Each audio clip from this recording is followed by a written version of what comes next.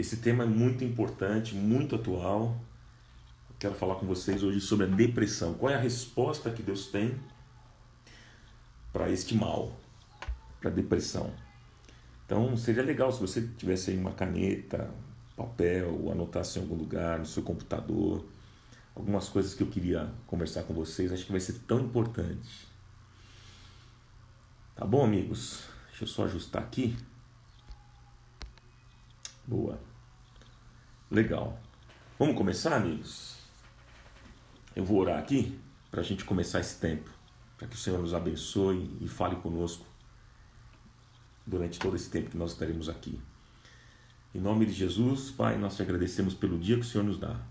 Obrigado pela saúde, pela paz que recebemos, pelo teu amor, pelas tuas misericórdias que se renovam a cada dia e a cada manhã. Grande é a tua fidelidade, nós temos provado isso na nossa vida. Pedimos ao Senhor que fale ao nosso coração na meditação da tua palavra e que o Senhor nos ajude, nos capacite, que nesta manhã haja cura, milagres, que o Senhor esteja operando poderosamente na nossa vida, em nome de Jesus. Amém. Amém, meus amigos? Então vamos lá, vamos conversar um pouquinho sobre esse tema. Mateus 9, 12 diz assim: não são os que têm saúde que precisam de médicos, mas sim os doentes. Jesus disse isso. Não são os que têm saúde que precisam de médicos, mas sim os doentes. Então deixa eu dizer para vocês aqui algumas coisas importantes. A depressão, meus amigos, é um grande transtorno moderno no que diz respeito à saúde mental. Existe hoje em dia muitos tabus no mundo que nós vivemos, nesse mundo moderno, e também dentro da igreja, sobre esse assunto relacionado à depressão. Vocês sabem disso. A depressão ela é considerada como o mal do século. Atinge mais de 20% da população mundial. E todas as pessoas, de todas as idades, podem ser afetadas por essa doença. Agora, qual que é a definição de depressão? Deixa eu ler aqui para vocês. Vou ler aqui a definição de depressão. Olha só. Depressão é uma exaustão mental e ou física provocada por fatores internos do organismo, fatores endógenos, tais como células do cérebro, questões hormonais, glândulas e químicas geral do corpo. Também é provocada por fatores externos, fatores exógenos, tais como perdas, injustiça, indecisões, abandono psicológico e estresse pelas pressões da vida. Então, olha aqui, resumidamente, para você entender. A depressão é uma exaustão física e mental provocada por dois fatores. O fator interno e o fator externo. Né? Os fatores internos têm a ver com o nosso organismo, né? Células do cérebro, questões hormonais, enfim. Né? E os fatores externos provocados por perdas, indecisões, né? Pressões da vida, estresse durante a vida. Então, essa é a definição de maneira simples para você poder entender sobre a depressão. Agora, veja bem o que eu vou dizer. A depressão é a doença menos diagnosticada e ela é a doença mais debilitante da sociedade. Os fatores por ela ser menos diagnosticada são ignorância, falta de oportunidade para ir a um tratamento, ou até mesmo a rejeição da própria pessoa em não querer aceitar uma enfermidade. Às vezes a pessoa não aceita que ela tem essa enfermidade, que é legítima, mas ela não aceita, ela rejeita isso. E muitas pessoas que poderiam ter um padrão de vida melhor, hoje essas pessoas sofrem de uma agonia mental, emocional e física pela falta de tratamento, que acaba prejudicando os relacionamentos pessoais, relacionamentos familiares, os relacionamentos no trabalho, prejudica no trabalho e também a produtividade. Muitos até buscam a ajuda de um psicólogo. Tem gente que busca, vai atrás de um psicólogo, de um psiquiatra, mas encontra um público desinformado e até mesmo preconceituoso, que julgam o problema como falta de caráter, como loucura, preguiça, falta de vontade própria, e tantas outras coisas. Agora, gente, dentro da igreja, as pessoas julgam a depressão como fraqueza espiritual, como falta de experiência com Deus. As pessoas dentro da igreja, por vezes, julgam alguém que está com depressão como opressão diabólica, demônio, né? Quem expulsar, confunde, pensa que a pessoa está endemoniada, ou então pensam que é pecado, algum pecado. Nós vamos falar sobre isso. Mas enfim, deixa eu dar alguns dados para vocês aqui sobre a depressão. Olha só que interessante.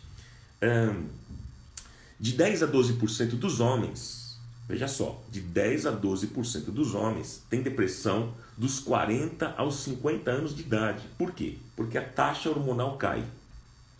Então tem a ver com hormônio.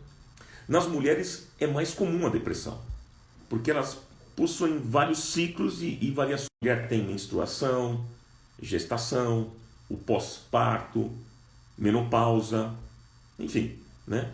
Agora, a depressão também é comum nos idosos.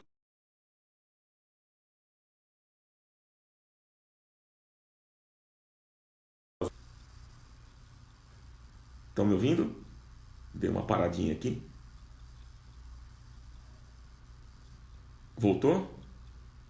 Dá um ok assim, ó, se voltou. Para que eu saiba.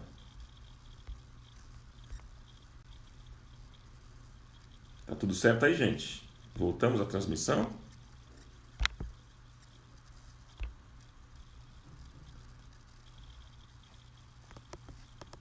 E aí, travando, como é que tá? Voltou? Vamos lá, gente? Então vamos lá, deixa eu continuar aqui com vocês. Olha, deixa eu dar aqui alguns outros dados importantes também para a gente pensar. Alguns estudiosos dizem que 15% das pessoas depressivas que não são tratadas, elas cometem suicídio. 15%. 80% das pessoas que cometem suicídio, elas são portadoras de uma doença que poderia ter sido tratada a um nível mental. E aí, evitado o suicídio. Agora, vamos falar de sintomas? Vamos falar de sintomas? Eu anotei aqui alguns sintomas que eu queria também compartilhar com vocês. Tá? Vou compartilhar esses sintomas. Olha só. 1. Tristeza constante, ansiedade ou vazio em grande parte do tempo, na maioria dos dias. 2. Sentimentos de desesperança, pessimismo e baixa autoestima, sentimentos negativos constantemente. 3. Sentimento de culpa, impotência, inutilidade. 4. Perda de interesse ou prazer em hobbies e atividades que antes eram apreciadas, inclusive o sexo. Vamos lá. 5. Insônia, acorda muito cedo e dorme muito ou dorme muito. 6. Falta de apetite e perda de peso, ou falta de apetite ou perda de peso, ou então come demais e ganha peso. 7. Perda de energia, fadiga, sente-se lerdo, ou sente uma agitação que não pode ser controlada. Sente grande dificuldade com as tarefas mais simples, pois lhe parece muito difícil. 8. Pensamentos de morte ou suicídio, tentativa de suicídio, sente constantemente que a vida não merece ser vivida assim. 9. Inquietação, irritabilidade, mau humor, nunca se sente relaxado ou disposto. 10. Esses são sintomas. 10. Dificuldade para concentrar-se, lembrar-se das coisas, para tomar decisões, pois a sua mente está constantemente com pensamentos deprimentes, tristes e negativos. 11. Sintomas físicos constantes que não respondem ao tratamento, como dores de cabeça, problemas de digestão e dores crônicas. 12. Uma constante ansiedade que não acaba. Preocupa-se com pequenas coisas. Estamos falando aqui, irmãos, presta atenção aqui aos sintomas. 13. Isolamento social por causa da dificuldade cada vez maior de ter uma simples conversa. 14. Outros parentes com depressão. problemas com alcoolismo ou colapso nervoso. 15. Nas crianças, olha só, nas crianças, aumento de irritabilidade, queixas constantes com relação a problemas físicos, agitação, ansiedade ou pânico excessivo sem motivo. Nos adolescentes, irritabilidade, consumo de drogas, bebidas alcoólicas, rebeldia, conduta desafiadora, promiscuidade, higiene precária. Olha só quantos sintomas aqui que eu mostrei para vocês, para a gente pensar. Agora, veja só, se esses sintomas perduram, pode ser um sinal de uma depressão. Se esses sintomas perduram, pode ser um sinal de uma depressão.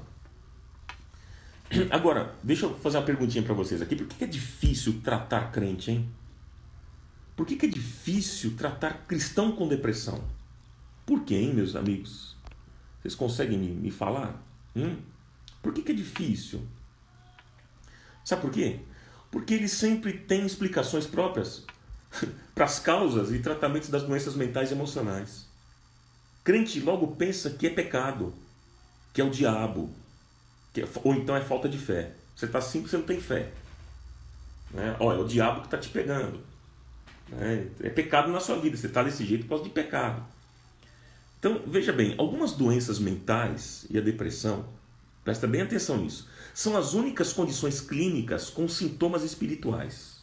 Vou repetir. Algumas doenças mentais e a depressão são as únicas condições clínicas com sintomas espirituais. Então, por causa da depressão, por exemplo, a pessoa não consegue orar, ela não consegue se concentrar, ela não consegue ler a Bíblia, ela não consegue, por vezes, ir para a igreja, ela acha que Deus a abandonou. Enfim, são sintomas espirituais, mas a causa é clínica. Consegue separar bem? São sintomas espirituais, mas a causa é clínica. E quando nós vemos um sintoma espiritual, nós classificamos como problema espiritual, o que só pode ser resolvido com tratamento espiritual. Aí que está o engano. Então a gente acha que, quando a gente vê um sintoma espiritual, nós classificamos como um problema espiritual e a gente acha que só pode ser resolvido com tratamento espiritual. Esse é um grande engano. Porque o sintoma pode ser espiritual, mas a causa não é. Pode ser um transtorno de humor por uma questão hormonal, por exemplo, ou por células do cérebro. Enfim, não é uma questão espiritual, mas é uma questão orgânica, gente. É uma questão de um estresse na vida, por exemplo. A pessoa passou por uma perda, um estresse muito grande. Então, buscar ajuda médica não diminui a sua fé. Buscar ajuda médica não diminui a sua condição cristã. Tomar remédios recomendados pelo médico não é pecado nem falta de fé. Às vezes eu vejo crente, o médico recomenda alguns medicamentos e as pessoas não levam isso a sério. Ela, não, eu estou curado pela fé, não vou tomar os remédios, não vou aceitar isso. Isso é uma besteira tão grande. Porque se tivéssemos a cura, gente, para todas as enfermidades, nós não precisaríamos mais dos médicos. Faz sentido? Mas o que é que Jesus disse? O texto que eu mencionei no início, Mateus 9,12. Os sãos não precisam de médico, e sim os doentes. Foi isso que Jesus falou.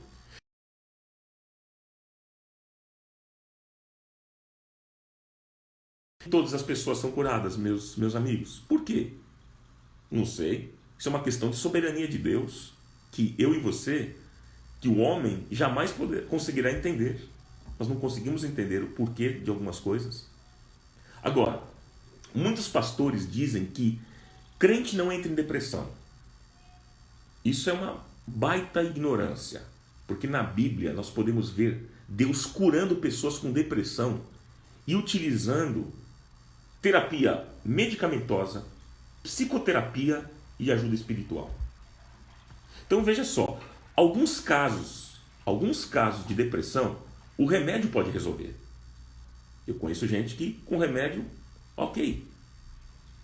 Outros casos, uma terapia, resolve.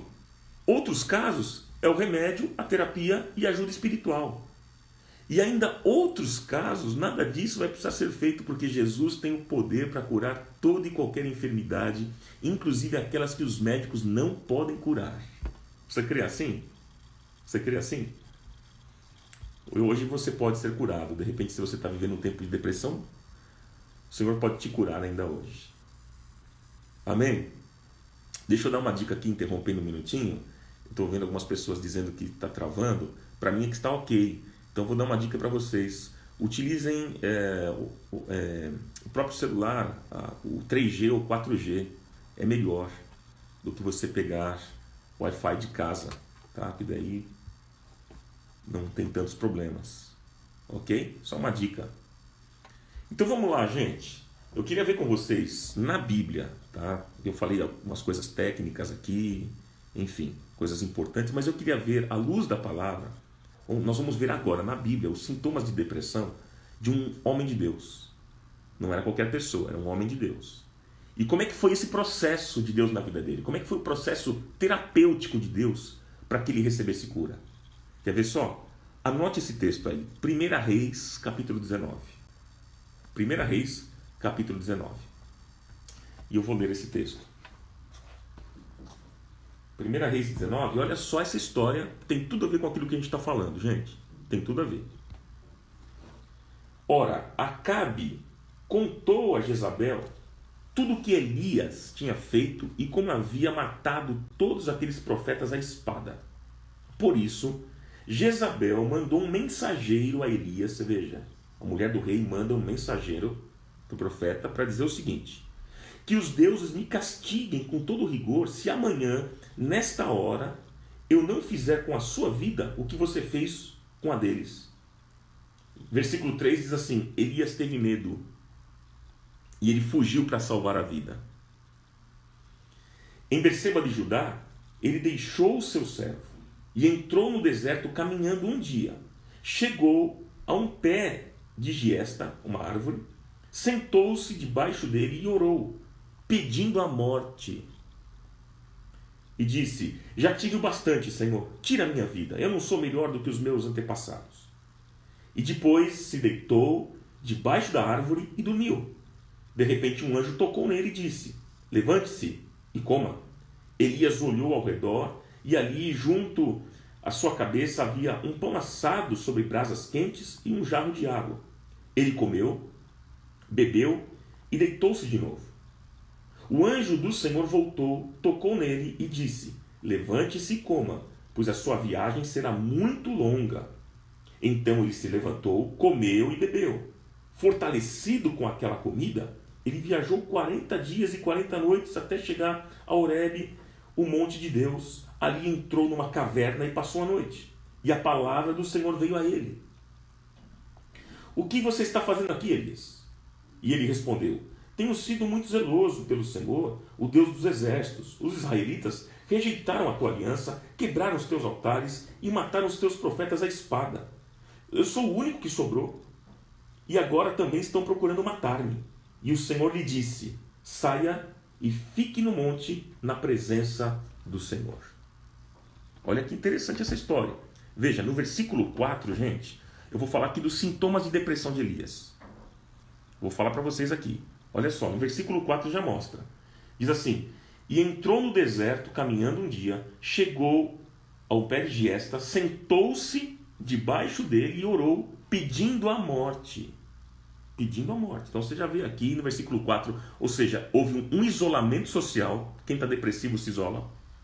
Teve perda do ânimo e o desejo de morrer. Desejo de morrer. Então essas três coisas a gente vê: isolamento social, perda de ânimo e o desejo de morrer de Elias. Aí versículos 5 e 6, olha só os sintomas. Depois se deitou debaixo da árvore e dormiu. De repente o anjo tocou nele e disse: levante-se e coma. Elias olhou ao redor e ali, junto à sua cabeça, havia um pão assado sobre as brasas quentes e um jarro de água. Ele comeu, bebeu e deitou-se de novo. Então você vê agora outros sintomas. Você vê prostração e sono fora de hora. Ele estava dormindo, ele se levantou, comeu e dormiu de novo. Então, veja só alguns sintomas que a gente encontra aqui. Eu falei para vocês pelo menos 5. Isolamento social, perda de ânimo, desejo de morrer, prostração e o sono fora de hora. Agora, vamos pensar aqui, meus amigos. Elias estava numa exaustão mental pelo estresse que o povo produziu. Porque, como diz aqui o texto que a gente leu, ele era um homem zeloso com as coisas de Deus. E o povo ficava discutindo para saber quem era Deus, se era Baal ou se era Deus. Aí o povo se rebelou contra Deus. E a palavra de Jezabel, a mulher do rei, desencadeou um processo depressivo em Elias. Porque ela disse, olha, manda um recado lá para ele que ele vai morrer. Ele vai morrer. Eu vou matá-lo. E isso desencadeou um processo depressivo nele. Ele ficou com medo, diz o texto, e ele foi embora, fugiu. E aí a mulher, mandando dizer isso para Elias, dizendo que ele seria morto, pelo que ele havia feito com os profetas de Baal. Elias fica pressionado, estressado, entra num processo de depressão, pelos sintomas que a Bíblia mostra aí, como nós vimos. Agora, gente, qual foi o tratamento? Eu falei dos sintomas do profeta, do problema que ele viveu. Qual foi o tratamento que ele recebeu? E a Bíblia mostra aqui claramente 4 tipos de tratamento. Primeiro tratamento, tratamento medicamentoso, do versículo 5 ao 7. Você vê, ele comeu pão, proteínas, carboidratos. Veja que comer, beber e dormir é algo extremamente importante no tratamento. A Bíblia diz que Deus enviou um anjo para lhe dar comida, Deus enviou um anjo para dar comida para essa pessoa agora que estava enfraquecida da depressão. Esse é o tratamento medicamentoso, porque quem está em depressão, os médicos recomendam aos pacientes que eles comam proteínas, carboidratos e tenham uma boa alimentação. E um bom descanso também. Essa é a recomendação dos médicos. Então, o primeiro tratamento medicamentoso. O segundo tratamento que Elias recebe foi o psicoterapêutico. Está no versículo 7. Porque Elias agora queria morrer. Ele disse, Senhor, não tenho razão para viver. Já deu. Me leva.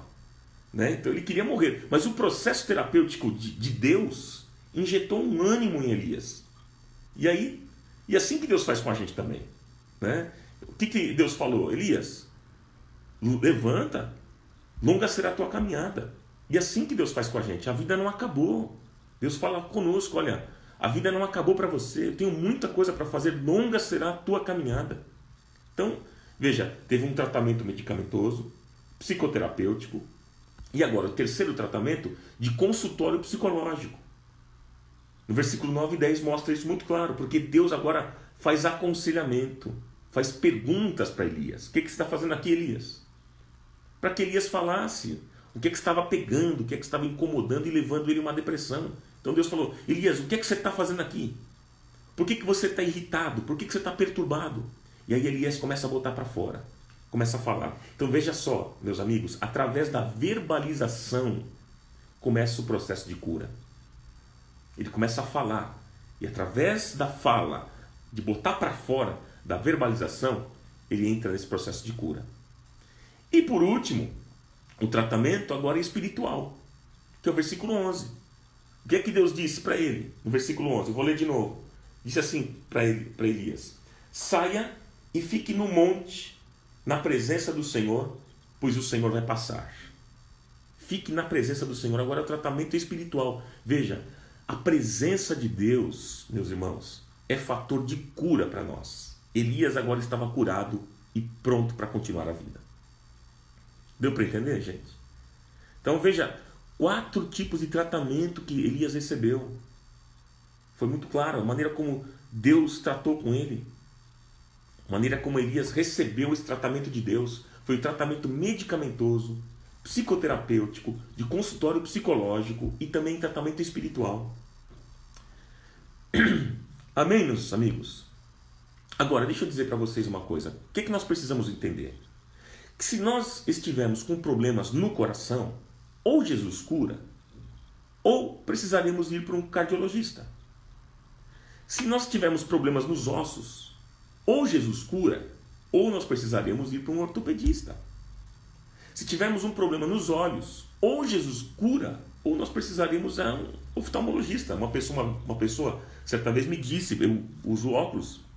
Ela disse, por que você usa óculos? Ué, porque eu tenho um problema, tenho uma deficiência na minha visão.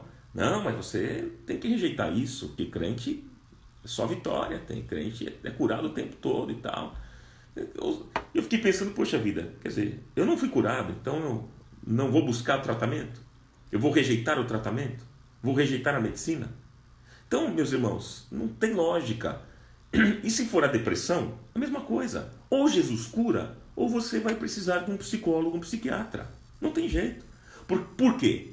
Porque se nós não buscarmos o tratamento da doença, se nós não buscarmos esse tratamento, a doença vai piorar. Vai ficar crônica. Pode levar à morte, gente. Vocês sabem disso. Ah, mas eu sou cheio do Espírito Santo. Amém. Nós podemos ser cheios do Espírito Santo, sim. Claro. Mas nós somos seres humanos. Nós não somos anjos. Nós somos seres humanos com fraquezas, com debilidades, com desgastes da vida. E nós não podemos ser ignorantes, nem tolos, dizendo o seguinte: ah, não vou procurar nenhum tratamento porque eu creio que tudo isso está na cruz do Calvário, já estou curado em nome de Jesus. Precisamos acabar com isso, gente. Acabar com essa falsa espiritualidade. Ficar pousando posando de super-herói de Jesus, da Mulher Maravilha de Jesus, o Homem de Ferro de Jesus, o Rambo do Evangelho. Isso é bobeira. É pura tolice. Deus pode usar os médicos, a medicina, os tratamentos necessários para a gente ser curado. Amém? Quantas pessoas já foram curadas usando os tratamentos? Deus usou os médicos. Enfim, eu queria fazer algumas considerações aqui finais em relação a esse tema. Considerações importantes. Olha só. Primeira consideração que eu quero fazer com vocês, até mesmo diante desse texto e de algumas coisas que eu penso. Primeira consideração, depois das grandes vitórias, gente, Satanás ele é especialista em ofuscar as bênçãos de Deus na nossa vida. Se você for ler no capítulo 18 de 1 Reis, nós lemos o 19, mas no 18, Elias faz um desafio aos profetas de Baal. O Deus que respondesse com fogo ao sacrifício seria o Deus verdadeiro. Aí, através de uma oração, o fogo desceu dos céus e todos disseram: só o Senhor é Deus. Ali, Elias estava no auge, mas o diabo queria ofuscar a vitória de Elias. E nós não podemos permitir que ninguém ofusque a vitória do Senhor na nossa vida, porque nós precisamos crer que quem tem a última palavra sobre a nossa vida é o Senhor. É o Senhor. Ele veio a este mundo para desfazer as obras de Satanás, as obras do diabo. Amém? Segunda consideração que eu quero fazer é uma pergunta: por que Satanás ataca com tanta violência quando ele vê uma pessoa com um problema mental ou desestabilizada emocionalmente? Por que o diabo ataca assim? Sabe por quê, gente? Porque um problema no braço, por exemplo, não desorganiza a nossa mente, mas uma depressão sim. Pode nos levar a gente a cometer até loucuras. Uma pessoa desorganizada emocionalmente, ela é capaz de fazer ou falar coisas que jamais ela faria ou falaria no seu estado normal. É por isso que o diabo ataca com mais violência, para que essa pessoa tenha atitudes mesmo loucas e impensadas. Outra consideração que eu quero fazer: se nós queremos ajudar uma pessoa que está desanimada ou em depressão, a palavra-chave é encorajamento. Se você quiser ajudar, se você conhece alguém que está em depressão, que está desanimado, a palavra é encorajamento. Nós não podemos ser negativos ou jogarmos peso e culpa a quem está doente. Ah, você está assim porque você não nasceu de novo. É por isso que você está assim. Olha o que você fez na vida, ó. Por isso que você está assim. Não, isso não vai resolver. Se a gente não tem uma palavra boa para encorajar quem está abatido, é melhor a gente ficar quieto. Eu digo isso por quê? Porque na Bíblia, Deus sempre encorajou pessoas. Sempre. O exemplo de Abraão. Abraão, lá em Gênesis capítulo 15, né? Abraão disse: Senhor, que me has de dar? Eu não tenho filhos. E aí o Senhor levou Abraão para fora e disse: Abraão, olhe para os céus, conte as estrelas se é que você pode contar. E o Senhor disse: assim será a tua descendência. Olha a palavra de encorajamento. Veja como foi com Josué, gente. Com Josué. Vocês lembram como é que Deus tratou com Josué? Não travou não, né, gente? Vou continuar aqui porque achei que tinha travado. Não. Como é que foi com Josué? Deus disse: Moisés, o meu servo, é morto, Josué. Levanta-te agora, passa esse Jordão, tu e este povo, a terra que eu dou aos filhos de Israel. E aí o Senhor dá um encorajamento nele e diz assim: ninguém te poderá resistir todos os dias da tua vida. Josué, como eu fui com Moisés, eu vou ser com você. Não vou te deixar, não vou te desamparar. Esforça-te, tem bom ânimo, porque tu farás a este povo herdar a terra que eu jurei aos seus pais lhes daria. Encorajamento é o segredo. Outra consideração que eu quero fazer com vocês aqui é a quarta consideração. Nós não podemos remoer as coisas do passado, gente. A gente precisa olhar para frente. O nosso passado tem marcas, todos nós, e pode ter até muitas marcas, mas a boa notícia é que nosso futuro ainda está intacto e basta construí-lo com a ajuda de Deus. O que importa é que haverá um futuro bom, gente. É aquilo que o apóstolo Paulo disse, Filipenses capítulo 3, versículo 13. Uma coisa eu faço, esquecendo-me das coisas que para trás ficam e avançando para aquelas que estão diante de mim, eu prossigo para o alvo, pelo prêmio da soberana vocação de Deus em Cristo Jesus. Vamos avançar, vamos avançar. Não significa que eu não vá ter lembranças do meu passado. Não é passar uma borracha mágica para tentar apagar o passado. Não, não tem como, nós vamos nos lembrar. Mas nós seremos curados. Esse esquecer das coisas que para trás ficam, Paulo está querendo dizer, de ser curado da sua memória, de sermos curados das nossas memórias. Ou seja, eu tenho a lembrança, mas hoje eu sou uma pessoa sarada, sou uma pessoa curada. Outra consideração que eu quero fazer para vocês: Deus sempre envia alguém para nos ajudar no meio de uma crise. Sempre envia. Isso é bíblico. Você vê, Deus enviou Tito para consolar Paulo. Diz o texto lá de 2 Coríntios capítulo 7. Porque mesmo quando chegamos à Macedônia, a nossa carne não teve repouso, disse Paulo. Antes em tudo nós fomos atribulados. Por fora combates, temores por dentro. Mas ele diz assim: mas Deus, que consola os abatidos, nos consolou com a vinda de Tito. Deus enviou Tito para consolar Paulo. Deus enviou Onesíforo para consolar Paulo.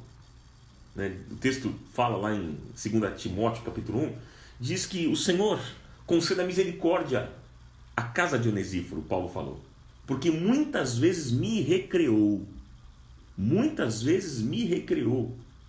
e não se envergonhou das minhas cadeias. Antes, vindo ele a Roma, com muito cuidado me procurou e me achou.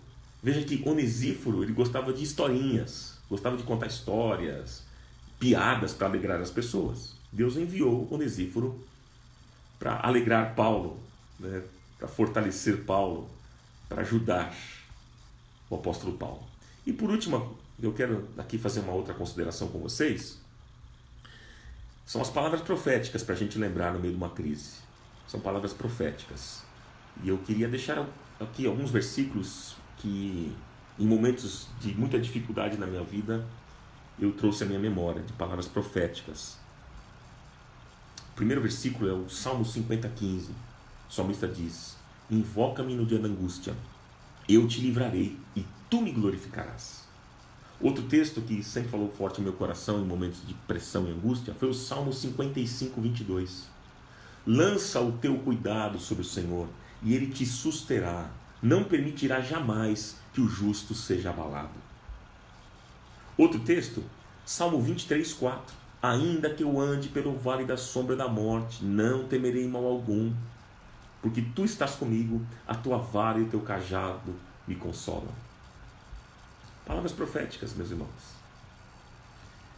Outra palavra profética que eu deixo ao teu coração, Isaías 41, versículo 10. Não temas, diz o Senhor, eu sou contigo, não te assombres, porque eu sou o teu Deus, eu te fortaleço, eu te ajudo e eu te sustento com a destra da minha justiça. Amém, meus irmãos? Que seja assim, que esse tema tenha sido bênção na sua vida nesta manhã e eu quero orar com vocês. Eu volto com esses temas na segunda-feira. Amanhã, domingo, temos culto em nossa igreja às 10 horas da manhã, com a transmissão pelo nosso canal do YouTube, né, o Portal Comuna, às 10 horas da manhã e às 19 horas. Eu vou inclusive amanhã terminar uma série de mensagens que eu estou fazendo sobre o Salmo 23. Acho que vale a pena você ouvir essa série. Amanhã eu termino, né? Então vai ser um tempo memorável para todos nós. Mas aí amanhã eu não faço essa live. Eu vou fazer na segunda-feira. É de segunda a sábado, tá? De segunda a sábado às 10 horas da manhã. E eu vou falar, na segunda-feira eu vou falar sobre amargura. Qual que é a resposta de Deus para a amargura? Já anote aí, eu vou divulgar aqui nas minhas redes sociais. E você pode anotar também na sua agenda para a gente estar junto na segunda-feira às 10 horas da manhã. Tá bom, amigos? Deixa eu orar para vocês. Pai, obrigado pela tua palavra. Obrigado, Pai, por saber que nós podemos invocar o Senhor no dia da angústia. E o Senhor ouve a nossa oração, ouve o nosso clamor. Invoca-me no dia da angústia, eu te livrarei, diz o Senhor, e tu me glorificarás. Lança o teu cuidado sobre o Senhor, diz a tua palavra, e ele te susterá. Não permitirá jamais, jamais que o justo seja abalado. Nós cremos nisso, Senhor. Ainda que eu ande pelo vale da sombra da morte, não temerei mal algum, porque o Senhor está comigo, a tua vara e o teu cajado me consolam todos os dias. Oh, Pai, obrigado pela tua palavra, Senhor, obrigado. Não temas, diz o Senhor, porque eu sou contigo, o Senhor é conosco. Não te assombres, porque eu sou o teu Deus. Tu és o nosso Deus, eu te fortaleço, eu te ajudo, diz o Senhor. Eu te sustento com a destra da minha justiça. Pai, obrigado pela tua palavra. Nós podemos descansar em ti, sabendo que o Senhor tem um Deus, tem um caráter extremamente confiável. Nós podemos crer no Senhor. Tomamos posse da vitória nesta manhã, Senhor. Oh, Pai, nós cremos que o Senhor pode libertar, o Senhor pode curar pessoas que estão amarradas nesta depressão, Pai. Quebra essas cadeias hoje, em nome do Senhor Jesus, em nome do Senhor Jesus. Que essas pessoas recebam hoje saúde, Pai. Saúde, restauração completa. Nós cremos que acima de todas as coisas o Senhor pode tocar e curar. E basta uma só palavra do Senhor e tudo vai acontecer, os milagres vão acontecer. Nós cremos assim, em nome do Senhor Jesus. Pessoas sejam libertas nesta manhã para o louvor e glória do teu nome. Eu oro, Senhor, agradecido porque o Senhor tem nos fortalecido e nos ajudado nesses tempos de crise que nós estamos vivendo, Pai. Até aqui o Senhor nos ajudou e nos fortaleceu. Louvado seja o teu nome, Pai. Seja assim, amém, amém e amém. Amém, amigos? Então é isso. Tenham um excelente dia, todos vocês, debaixo da graça e da paz do Senhor. Tá bom? Um beijo, amigos. Beijão a todos vocês. Até mais. Tchau, tchau.